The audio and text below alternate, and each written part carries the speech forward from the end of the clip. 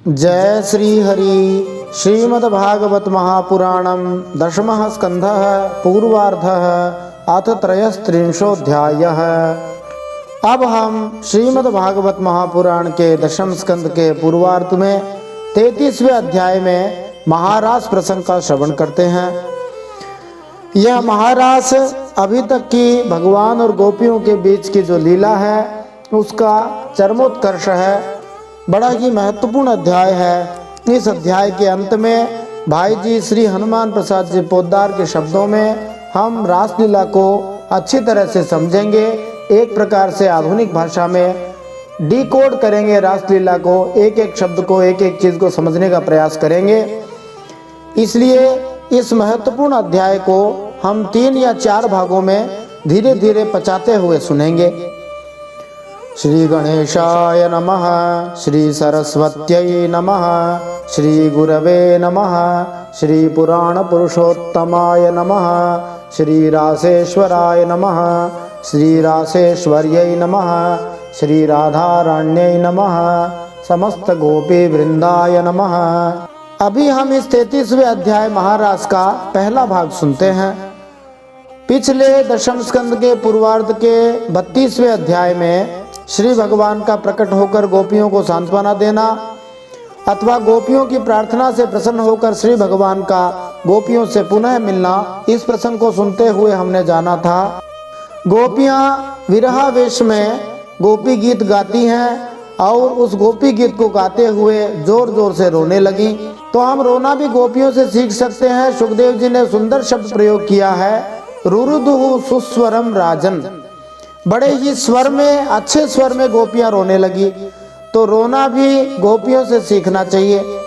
हंसने के भी कई प्रकार होते हैं, वैसे रोने के भी कई प्रकार हुआ करते हैं।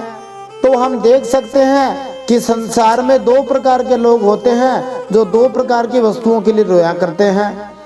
एक होते हैं जो सांसारिक सुखों के अभाव में रोते रहते हैं, और सांसारिक सुखों का तो अभाव कभी न कभी रहने ही वाला है। कोई भी पूरी तरह से संसार के सुखों से तृप्त नहीं हो सका है। किसी को धन की कमी है तो किसी को तन की कमी है तो किसी को मन की कमी है। सुखी तो केवल भगवान का दास ही है। दूसरा रोना होता है भगवान के दर्शन के अभाव में। किसी प्रेमी भक्त को भगवान दर्शन न दे, भगवान के बिना रहा न जाए, मीराबाई की तरह हेली ने देखा बिना रहियो ये न जाए, ऐसे लोगों का रोना सार्थक है। तो संसार के सुखों के अभाव की तुलना में भगवान के लिए रोना चाहिए। तो समझो कि ऐसा रोना ही सार्थक है जो हमारे सदा सदा के रोने को समाप्त कर दे। हम पता नहीं कितने जन्मों से किस किस योनि में भटकते हुए आए हैं और किन किन वस्तुओं के लिए, किन किन लोगों के लिए रोते आए हैं, परंतु हमारा रोना है कि मिटता ही नहीं है।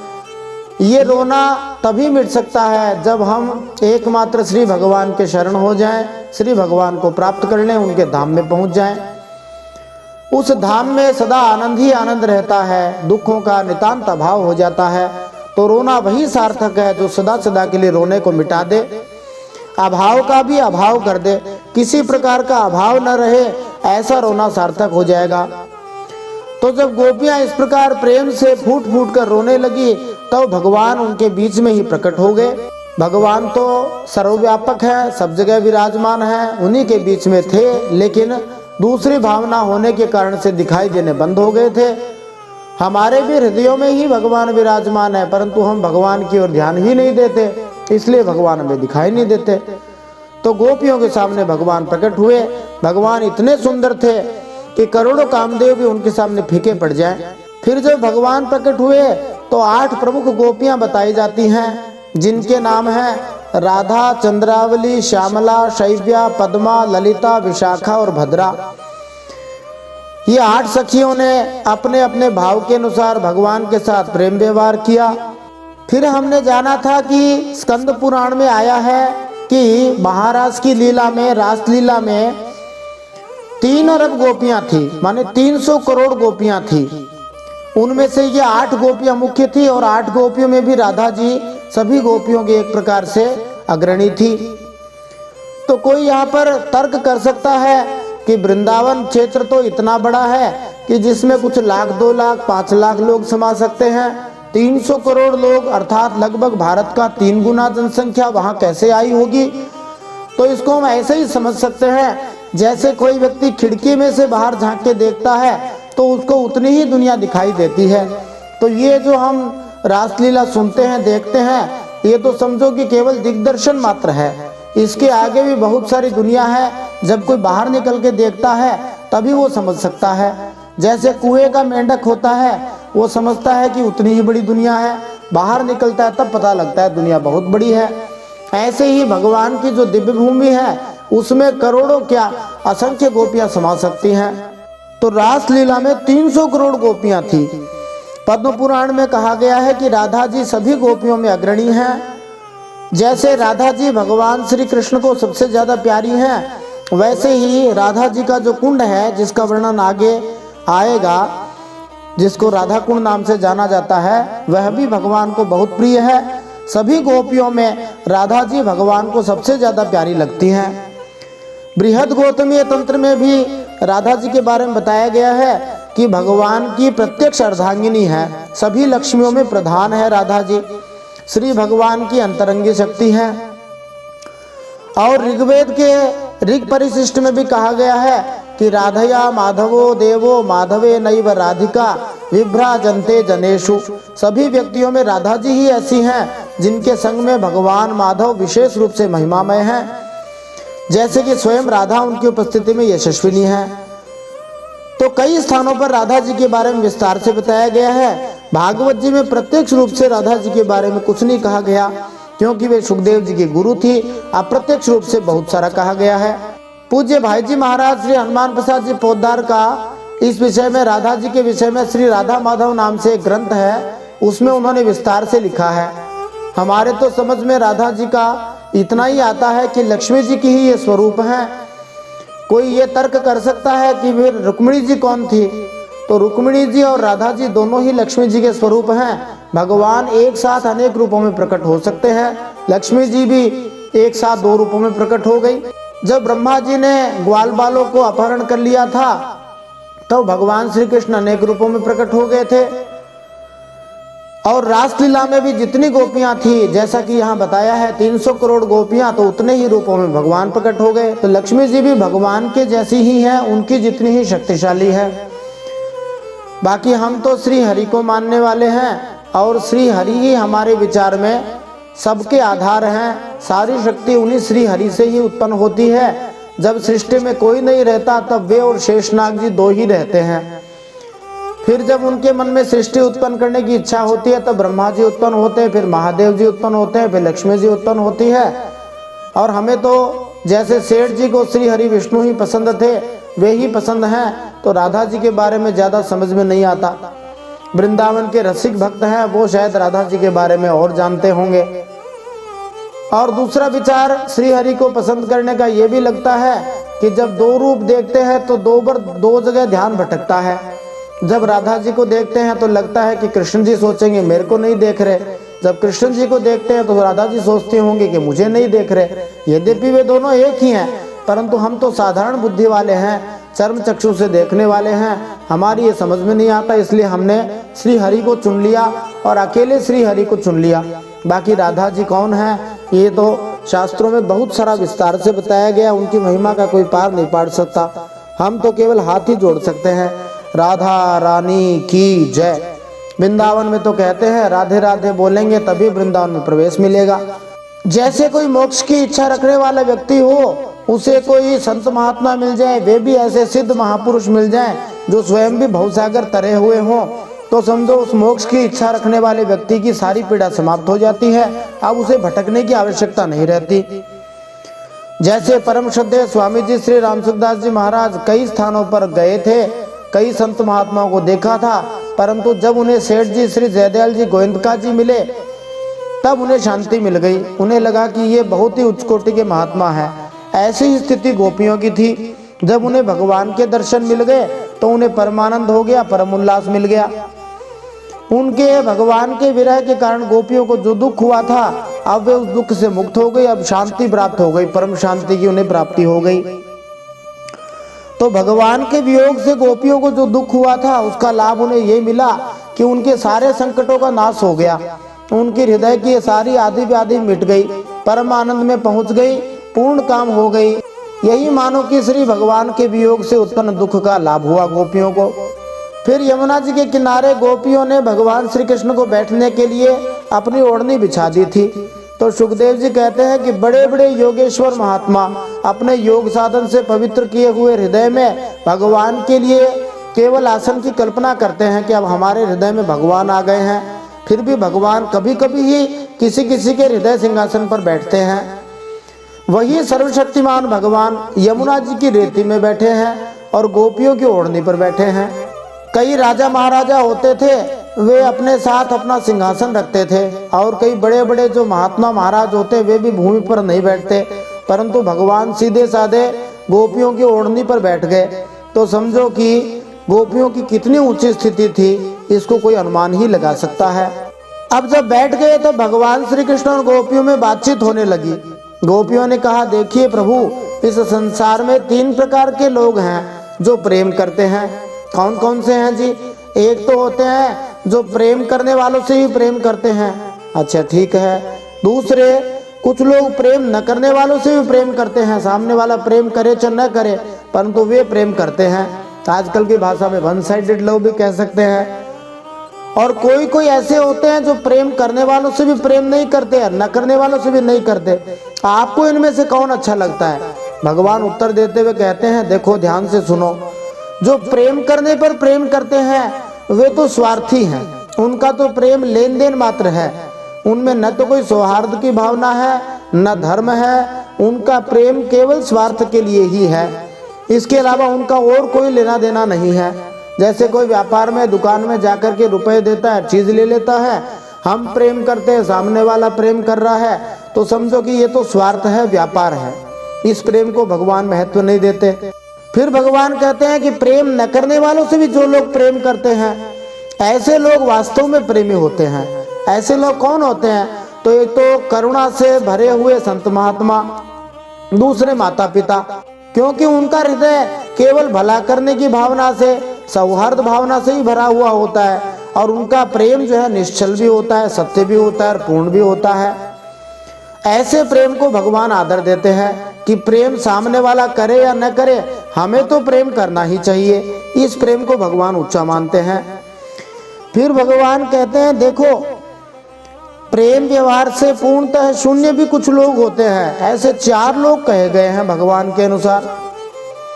मानिए ऐसे लोग जो प्रेम करने वालों से भी प्रेम नहीं करते। आप कितना ही प्रेम करो, सामने वाला बिल्कुल प्रेम नहीं करेगा। तो प्रेम न करने वालों का तो उनके सामने कोई प्रश्न ही नहीं उठता। ऐसे लोग 4 प्रकार के होते हैं जो पूरी तरह से प्रेम से शून्य होते हैं। कौन कौन होते हैं जी? तो एक तो आत्माराम होते हैं, दूसरे आप्तकाम होते हैं, तीसरे अकृतज्ञ होते हैं, चौथे गुरुद्रोह होते हैं। अब इसको सरल भाषा में समझें तो आत्माराम वे हैं जो अपने ही स्वरूप में मस्त रहते हैं।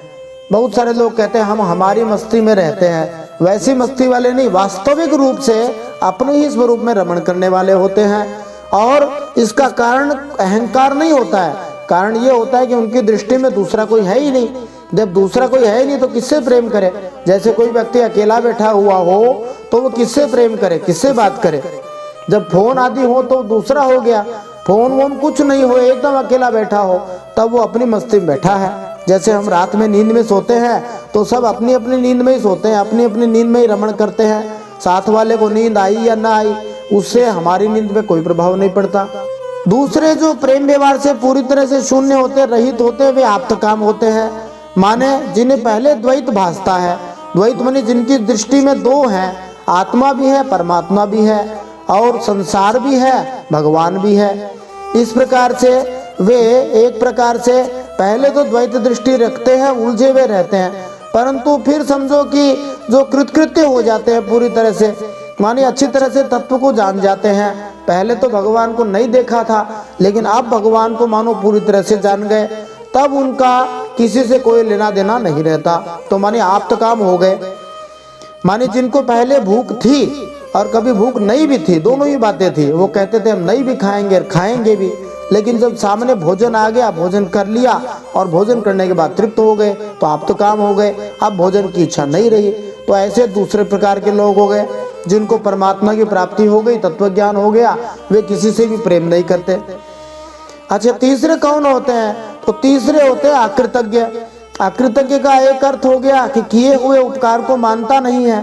तो ऐसे लोग संसार में बहुत सारे हैं जिनको कितना भी कुछ भी दे दो फिर भी सदा वे यही सोचते रहेंगे, यही करते रहेंगे, यही कहते रहेंगे कि हमारे लिए क्या किया। ऐसे जैसे मान लो कि कोई छोटा बच्चा हो, एकदम शिशु हो, जो अपने माता पिता के प्रेम को, माँ के प्रेम को समझ ही नहीं पाता है, इसलिए उसके सामने जो भी आ जाए उसी को वो हंस करके और प्रेम करने की कोशिश करता है, लेकिन वास्तविक अर्थों में किसी से प्रेम नहीं करता है। और ऐसे अनेक स्वार्थी लोग मिल सकते हैं जो अकृतज्ञ होते हैं, कितना भी कर दो वे प्रेम से पूरी तरह शून्य होते हैं। चौथे लोग होते हैं वो सबसे खराब होते हैं, जानबूझकर कितना भी भला कर दो फिर भी परोपकार करने वाले गुरु तुल्य महात्मा लोगों से भी सदा द्रोह करते हैं, उन्हें सताना ही चाहते हैं, दुष्ट उन्हें दुख ही देना चाहते हैं। ऐसे लोग भी किसी से प्रेम नहीं करते। तो भगवान कहते हैं ऐसे 4 प्रकार के लोग होते हैं। तो गोपियां कहती है आप तो अपनी बात बताओ, आपकी इनमें से कौन सी कैटेगरी है? तो भगवान कहते हैं देखो, हम तो प्रेम करने वालों से भी प्रेम का वैसा व्यवहार नहीं कर पाते जैसा करना चाहिए। इसका क्या अर्थ हो गया? तो इसका अर्थ यही हो गया, तो भगवान मानो ये कहना चाहते हैं कि यदि मेरे प्रेम का अंत पा लिया तो फिर मैं अनंत कैसे रहा। तो मानो भगवान भक्त के आगे छोटा बनने का प्रयास कर रहे हैं। भगवान ये दिखाना चाह रहे हैं कि मैं भक्तों से उतना प्रेम नहीं करता जितना करना चाहिए। देखो, भगवान तो हम सबको देखते ही रहते हैं, परंतु भक्त को तो भगवान दिखाई नहीं देते। आरंभ में तो भक्त को भगवान को मानना ही होता है, बाद में भगवान की कृपा से भगवान को जब जान लिया जाए तब भगवान का दर्शन होता, तब उसको मानने में पूरा आएगा। तो भगवान मानो ये कहना चाह रहे कि भक्त पहले मेरे से प्रेम करता है, इसलिए मैं उससे उतना प्रेम नहीं कर सकता, और मैं ऐसा इसलिए करता हूँ कि मेरे भक्त का मेरे में और ज्यादा मन लगे। जितना ज्यादा मन लगेगा उतना ही प्रेम उसका पुष्ट हो जाएगा। कोई एकदम निर्धन व्यक्ति हो, बहुत सारा धन अचानक मिल जाए और फिर धन खो जाए, तो उसका हृदय खोए हुए धन की चिंता से भर जाता है। पहले एकदम गरीब था, फिर अचानक बहुत सारा धन मिल जाए और फिर धन खो जाए, तो उसका हृदय रात दिन उस धन की चिंता में रहेगा। ऐसे ही जो भगवान से प्रेम कर लेता है, पहले बिल्कुल प्रेम नहीं था, फिर जब भगवान का प्रेम मिल गया, फिर जब भगवान खो गए, जैसे गोपियों के पास से खो गए, तब उसका हृदय भगवान के प्रेम से भर जाता है। वैसे ही भगवान कहते हैं कि इसीलिए मैं बार बार मिलता हूँ, बिछुड़ता हूँ। ये भगवान के प्रेम का आदान प्रदान का तरीका है। तो इस विषय को हम समझ सकते हैं कि भगवान ऐसा कहना चाह रहे हैं कि जैसे मानो कि बहुत सारे स्थानों पर आया है, अथा तो ब्रह्म जिज्ञासा, अथा तो धर्म जिज्ञासा, अथा तो कर्म मीमांसा, अथा तो तत्व जिज्ञासा, ऐसा कई जगह अलग अलग जो मत है उनमें आता है। अब ब्रह्म के बारे में जानते हैं, अब तत्व के बारे में जानते हैं, अब कर्म के बारे में जानते हैं। तो भगवान यहाँ मानो कह रहे हैं अथा तो प्रेम मीमांसा अथवा अथा तो प्रेम जिज्ञासा। अब हम प्रेम की बात करते हैं, तो ये प्रेम की ही सारी बात भगवान विस्तार से बता रहे हैं। तो भगवान कभी कभी प्रेम का आदान प्रदान रोक देते हैं। रोकते इसलिए हैं कि परिवर्तन से ही आनंद आता है। कोई व्यक्ति सदा सुखदायी स्थिति में ही रहेगा तो उसे दुख का महत्व नहीं मिलेगा। तो कभी कभी जब बीच में दुख आता है तभी सुख का महत्व पता लगता है। कोई व्यक्ति पैदल चलकर आया हो, धूप लगी हो, गर्मी में पसीना आ रहा हो, तब उसे पंखे का, ठंडी हवा का महत्व पता लगेगा। सदा ही रात दिन 24 घंटे एसी में रहने वाले व्यक्ति को उस आनंद की अनुभूति नहीं हो सकेगी। कोई बहुत प्यासा रहा हो कई देर तक, तब उसको पानी मिले, तब वह पानी के महत्व को समझ सकता है। ऐसे ही भगवान कभी कभी प्रेम के आदान प्रदान में अंतर्धान हो जाते हैं, दिखाई नहीं देते हैं। भक्त लंबे समय तक भगवान की आराधना करता रहता है, भगवान के लिए तड़प उत्पन्न होने लग जाती है, तब भगवान उसको दर्शन देते हैं तो उसको परमानंद मिल जाता है। भगवान कहते हैं देखो, आप गोपियों ने हमसे इतना प्रेम किया है, हमारे लिए सब कुछ छोड़ दिया, अब हम तो आपके ऋणी हो गए। तो समझो कि भगवान हमें संकेत कर रहे हैं कि आप भगवान को ऋणी बना सकते हैं। यदि भगवान से निस्वार्थ निष्काम प्रेम किया, तो भगवान हमारे ऋणी हो जाएंगे। सेठ जी श्री जयदयाल जी गोविंद का इस विषय में एक कहानी सुनाया करते थे। एक राजा थे जिनके पास में एक मंत्री रहता था। वह मंत्री भी बड़ा ही उच्च कोटि का था और एक गांव का कोई सेवक था, वो उस मंत्री के पास में जाता है। मंत्री से कहता है मुझे कुछ काम पे रख लो। मंत्री ने कहा काम पे रख लेंगे, परंतु पैसे कितने लोगे? तो उसने कहा पैसे नहीं चाहिए मेरे को। तो कहा बस आप राजा की सेवा करने वाले हो, इसलिए मैं भी आपकी थोड़ी बहुत सेवा कर दूं। राजा बहुत बड़े महात्मा हैं, तत्व के ज्ञानी हैं, तो आपकी थोड़ी सेवा हो जाएगी तो मेरा भी कल्याण हो जाएगा। उसने कहा चलो ठीक है। अब वो जो गांव का व्यक्ति था उस मंत्री की खूब मन लगा के सेवा करने लगा। एक दिन उस मंत्री ने उस व्यक्ति से कहा तुम्हारे घर पे कोई कमी हो बताओ, तुम्हें 10 की जगह 20 रुपए दे दूं, उस जमाने की पुरानी बात है। अथवा तुम्हें कोई सोना चाहिए, चांदी चाहिए? कहा मुझे कुछ नहीं चाहिए। तो कहा कुछ तो बता। तो कहा बस आप राजा साहब के पास जाते हो, मुझे एक बार उनका दर्शन हो जाए तो मैं निहाल हो जाऊं। कहा इसमें कौन सी बड़ी बात है, चलो। तो राजा के पास ले गए। तो कहा कि जब राजा आएंगे तब मैं कहूँगा पानी लेकर आओ, तो जो सदा पानी लेकर आता है उसके स्थान पे तुम ले आना। तो जब मंत्री राजा के पास गया, मंत्री ने उसी तरह से उस सेवक को बुलाया। सेवक पानी का गिलास तुरंत ले आया, राजा साहब को पानी पिला दिया। साइड में बैठ करके राजा के जूते साफ करने लगा, घर साफ करने लगा। राजा ने पूछा ये सेवक कौन है? कहा ये नया सेवक आया है। और कहा ये पैसे क्या लेता है? क्या कुछ नहीं लेता। अच्छा कुछ पैसे नहीं लेता, इतनी बढ़िया सेवा करता है, इसको हमारे पास छोड़ दो। राजा ने पूछा तुम्हें क्या चाहिए? कहा मुझे कुछ नहीं चाहिए। तब राजा ने कहा तुम्हें जितना पैसा चाहिए बता दो, तुम बहुत अच्छी सेवा करते हो। कहा कुछ नहीं चाहिए। अब थोड़ा समय बीता, राजा ने कहा तुम्हारे गांव में गेहूं की बोरी भिजवा दूं, अथवा ये भिजवा दूं, वो भिजवा दूं, परंतु सेवक कोई भी चीज लेने को तैयार ना हो। इस प्रकार राजा की सेवा करते करते वह सेवक राजा का एकदम खास हो गया, प्रिय हो गया। उस राजा के कोई संतान नहीं थी और कुछ समय बाद राजा मर गया। और राजा मरने से पहले उस सेवक को अपना उत्तराधिकारी बनाकर गया था। उस सेवक को राजा बना दिया गया और वह जो सेवक निष्काम भाव से चला था और वह निष्काम भाव के कारण राजा के पद को प्राप्त कर गया। एक दिन जब मंत्री जी आए थे तब उस सेवक ने मंत्री जी को प्रणाम किया। तब मंत्री जी ने कहा आप राजा हो गए। कहा भले ही राजा हो गए हैं, लेकिन आपकी कृपा से ही हुए हैं। तो समझो कि जो निष्काम भावना से सेवा करता है वह सामने वाले को ऋणी बना देता है। इसी तरह से यदि भगवान से निष्काम प्रेम किया जाए तो भगवान निस्संदेह हमारे ऋणी हो जाएंगे। बोलिए भक्तवत्सल भगवान की जय।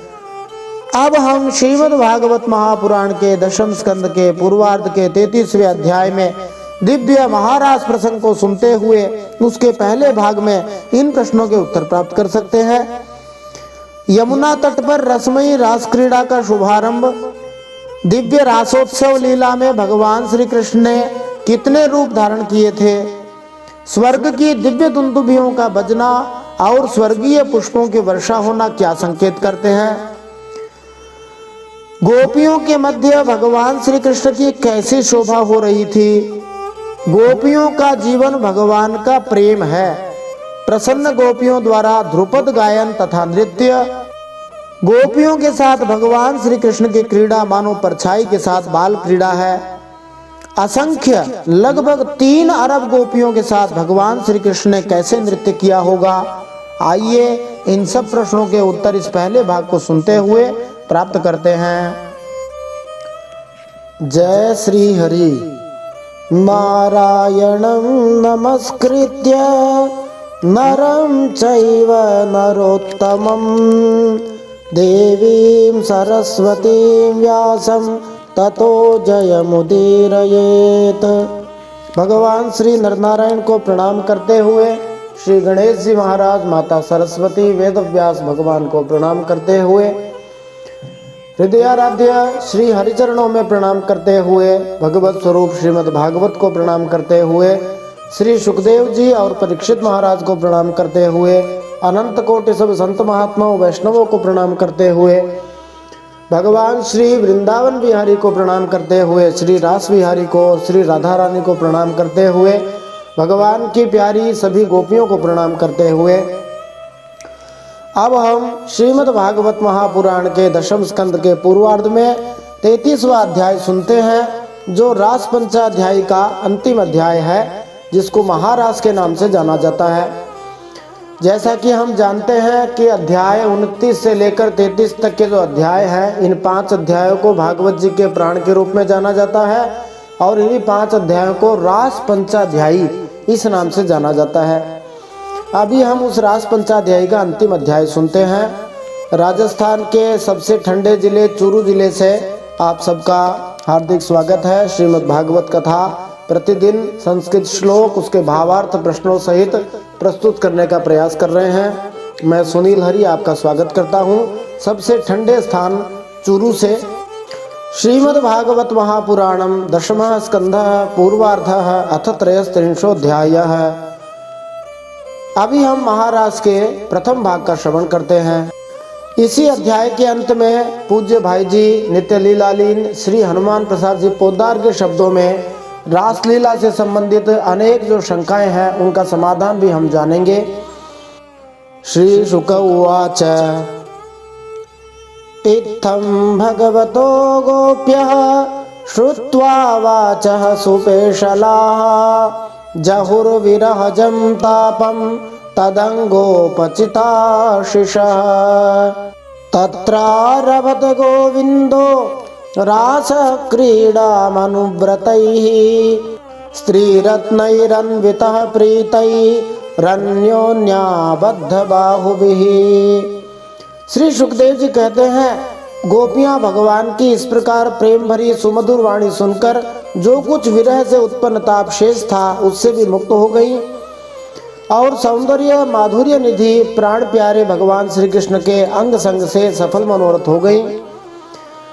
भगवान श्री कृष्ण की प्रेयसी और सेविका गोपियां एक दूसरे की बाह में बाह डाले खड़ी थी। उन स्त्री रत्नों के साथ यमुना जी के पुलिन पर भगवान ने अपनी रसमयी रास क्रीड़ा प्रारंभ कर दी। रासोत्सवः संप्रवृत्तो गोपी मंडल मंडितः योगेश्वरेण कृष्णेन तासां मध्ये द्वयोर्द्वयोः प्रविष्टेन गृहीतानां कंठे स्वनिकटं स्त्रियः यं मन्येरन्नभस्तावद् विमानशतसङ्कुलं दिवौकसां सदाराणा मौत्सुक्या परितात्मनाम्। संपूर्ण योगों के स्वामी भगवान श्री कृष्ण दो गोपियों के बीच में प्रकट हो गए और उनके गले में अपना हाथ डाल दिया। इस प्रकार एक गोपी और एक श्री कृष्ण, यही क्रम था। सभी गोपियां ऐसा अनुभव करती थीं कि हमारे प्यारे तो हमारे ही पास हैं। इस प्रकार हजारों हजारों गोपियों से शोभायमान भगवान श्री कृष्ण का दिव्य रासोत्सव प्रारंभ हुआ। उस समय आकाश में सैकड़ों की संख्या में विमानों की भीड़ लग गई। सभी देवता अपनी अपनी पत्नियों के साथ वहां आ पहुंचे। रासोत्सव के दर्शन की लालसा से, उत्सुकता से उन देवताओं और देवियों का मन उनके वश में नहीं था। महान भक्त श्री बिल्लू मंगल ठाकुर ने रास नृत्य पर एक श्लोक लिखा है, जिसमें वे कहते हैं, अंगनामंगनामंतरा माधवो माधवं माधवं चांतरेणांगनाः इत्थमाकल्पिते मंडले मध्यगः संजगौ वेणुना देवकी नंदनः। भगवान किस प्रकार एक एक गोपी के बीच में उपस्थित थे। भक्त बिल्लू मंगल ठाकुर कहते हैं, भगवान माधव गोपियों की हर जोड़ी के बीच में थे और उनके स्वरूपों के प्रत्येक जोड़े के बीच एक गोपी स्थित थी। देवकी पुत्र भगवान श्री कृष्ण भी अपनी बंसी बजाते और गीत गाते गोलाकार के बीच में प्रकट हो गए।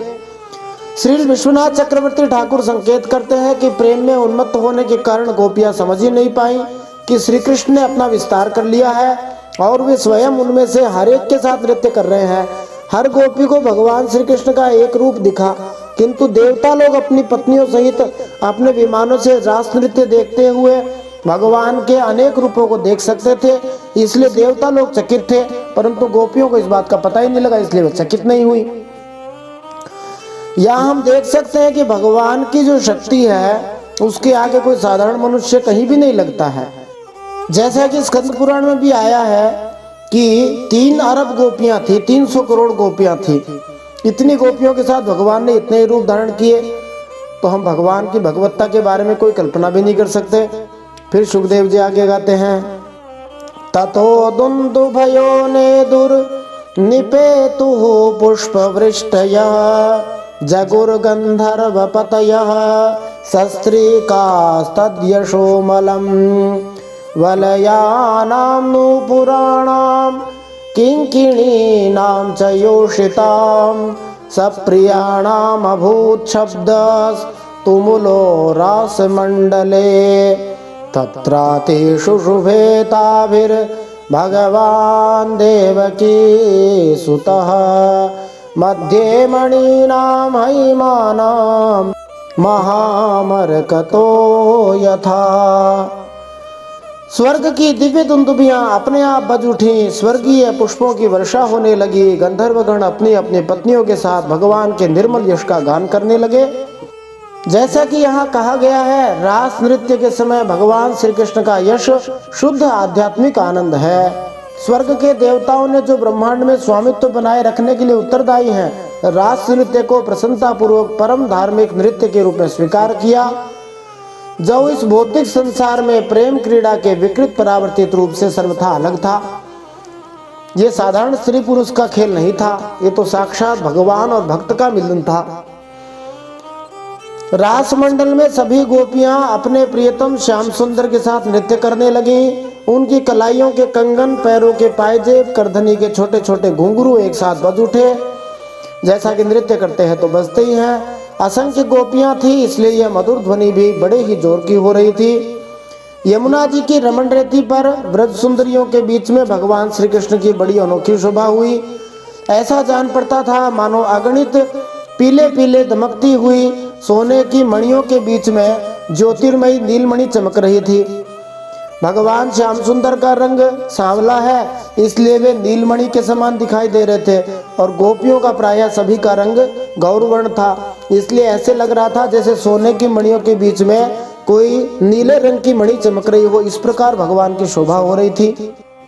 फिर सुखदेव जी मंदाक्रांता छंद में गाते हैं, पादन्यासैर्भुज विधुतिभिः सस्मितैर्भुविलासैर् भज्यन्मध्यैश्चलकुचपटैः कुण्डलैर्गण्डलोलैः स्विद्यन्मुख्यः कबररशना ग्रन्थयः कृष्णवध्वो गायन्त्यस्तं तडितैवता मेघचक्रे विरेजुः। नृत्य के समय गोपियां तरह तरह से ठुमुक ठुमुक कर अपने पांव कभी आगे बढ़ाती, कभी पीछे हटा लेती, कभी गति के अनुसार धीरे धीरे पांव रखती, तो कभी बड़े वेग से, कभी चाक की तरह घूम जाती, कभी अपने हाथ उठा उठा कर भाव बताती, तो कभी विभिन्न प्रकार से उन्हें चमकाती, कभी बड़े कलापूर्ण ढंग से मुस्काती, तो कभी भौहें मटकाती। नाचते नाचते उनकी पतली कमर ऐसी लचक जाती थी मानो टूट ही गई हो। झुकने, बैठने, उठने और चलने की फुर्ती से गोपियों के स्तन हिल रहे थे, वस्त्र उड़े जा रहे थे, कानों के कुंडल हिल हिल कर कपोलों पर, गालों पर आ जाते थे। नाचने के परिश्रम से उन गोपियों के मुंह पर पसीने की बूंदें झलकने लगी थी। बालों की चोटियां कुछ ढीली पड़ गई थी, नीवी की गांठें खुली जा रही थी। इस प्रकार नटवर नंदलाल की परम प्रेसी गोपियां उनके साथ गा गा कर नाच रही थी। सुखदेव जी कहते हैं, हे परीक्षित, उस समय ऐसा जान पड़ता था मानो बहुत से श्री कृष्ण तो सांवले सांवले मेघमंडल हैं, उनके बीच बीच में चमकती हुई गोरी गोपियां बिजली हैं। उनकी शोभा असीम थी।